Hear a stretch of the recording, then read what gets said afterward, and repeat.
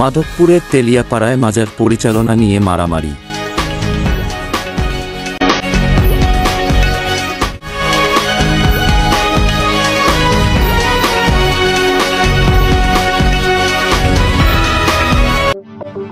মাধবপুরের তেলিয়াপাড়ায় মাজার পরিচালনা নিয়ে মারামারি।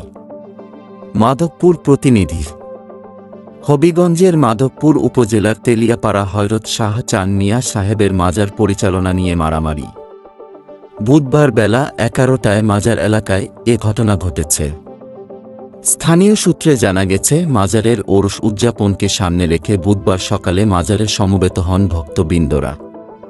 কার নেতৃত্বে মাজারের ওরস উদযাপিত হবে এ নিয়ে শাহজাহানপুর ইউপি চেয়ারম্যান পারভেজ হোসেন চৌধুরী ও অপরপক্ষ সাইমন চৌধুরীর সমর্থকদের মধ্যে এ নিয়ে তর্কবিতর্ক দেখা দেয়। এক পর্যায়ে এ নিয়ে দুপক্ষ হাতাহাতি ও মারামারিতে জড়িয়ে পড়েন। ইটপাটকেল উভয় পক্ষের 4-5 জন আহত হবার খবর পাওয়া গেছে। আহতদের মাধবপুর উপজেলা স্বাস্থ্য কমপ্লেক্সে চিকিৎসা দেওয়া হয়েছে।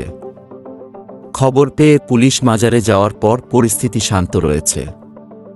উল্লেখ্য, গত 3 বছর ধরে মাজার পরিচালনা নিয়ে দ্বন্দ্ব রয়েছে। হযরত শাহ চান সাহেব একজন আধ্যাত্মিক পীর ছিলেন। সারা দেশে তার অনেক ভক্ত অনুরাগী মুরিদান রয়েছে। প্রতি বছর ফাল্গুন মাসের প্রথম রোববার বার্ষিক ওরস অনুষ্ঠিত হয়। এতে সারা দেশ থেকে লাখো মুসল্লির সমাবেশ ঘটে। সারারাত ব্যাপী মাজারে ওয়াজ মাহফিল, জিকির ও দোয়া অনুষ্ঠিত হয়। গরু ছাগল জবাই করে সিন্নি করা হয়। কিন্তু এখন পরিচালনা নিয়ে দেখা দিয়েছে সমস্যা। ইউপি চেয়ারম্যান পারভেজ হোসেন চৌধুরী বলেন, হযরত শাহ চান মিয়া পীর সাহেবের নিকট আত্মীয় ও ভক্তদের নিয়ে সারা বছর ওরস উদযাপিত হয়ে আসছে।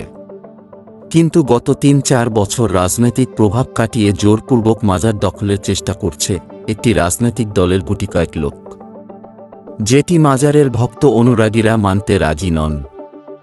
মাধবপুর থানার অফিসার ইনচার্জ আব্দুল্লাহ আল মামুন বলেন, বর্তমানে পরিস্থিতি শান্ত রয়েছে।